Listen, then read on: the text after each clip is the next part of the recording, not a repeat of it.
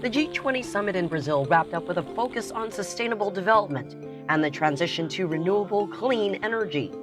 In a joint statement, the leaders of the world's largest economies called for international cooperation on climate change.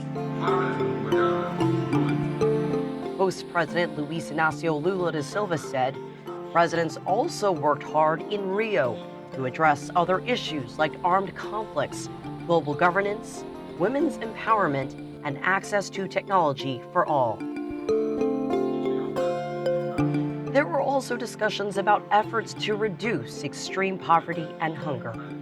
I spoke to Maximo Torero, Chief Economist of the Food and Agricultural Organization of the United Nations.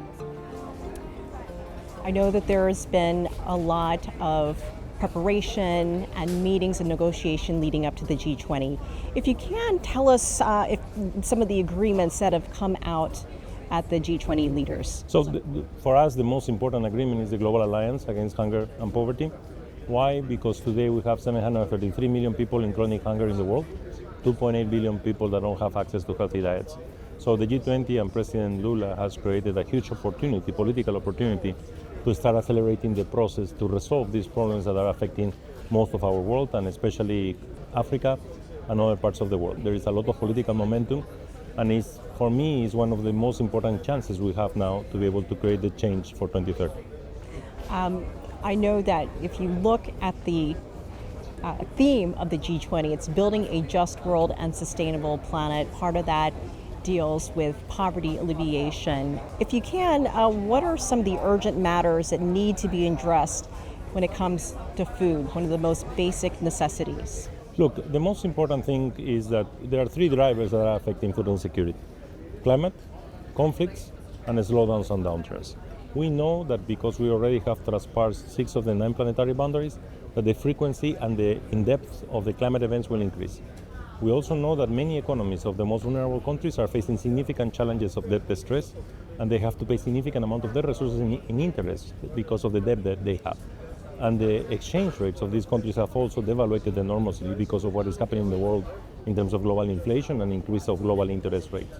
This makes them more vulnerable because they don't have liquidity to pay and to buy the food in poor village. So those things need to change, and need to change abruptly right now to be able to create a transformation. That's where we see an opportunity with the Global Alliance. But that's today. I think the important thing is to have good food for all for today and tomorrow. And that's the sustainability part.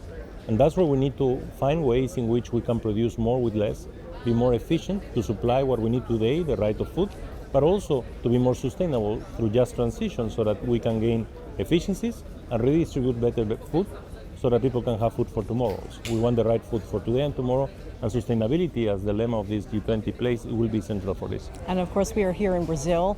Brazil has suffered some major climate events this past year, some massive flooding in areas, and then we also had this unrelenting drought.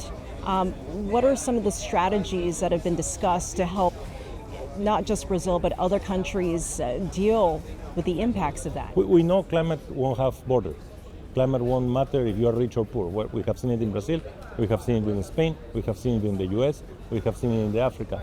So we need to create resilience. For the countries that have resources, like developed countries, high-income countries, they have more capacity for that. They have more capacity of resilience. But the vulnerable countries is the ones that we need to support to increase the resilience.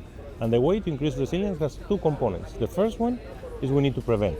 And those are early warning systems, One Health approach, and insurance, catastrophic insurance.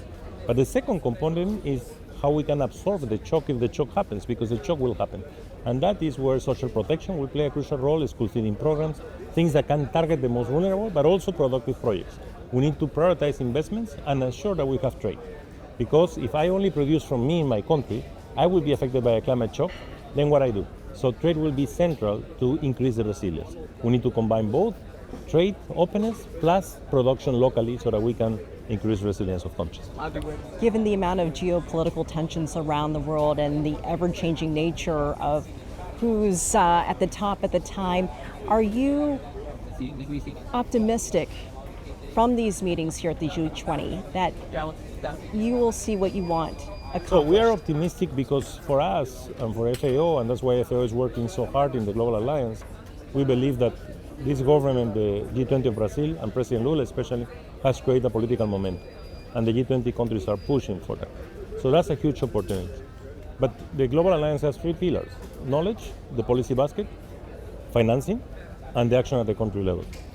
We are sure that the policy basket will work because we are working on it. We know that there is evidence. We are ready to act at the country level, but if the financing pillar doesn't achieve its goal of coordination, complementarities, and put a clear commitment to coordinate financing, this will be very difficult. So we hope these three pillars really come to reality. Thank you so much Thank for you so joining much. us.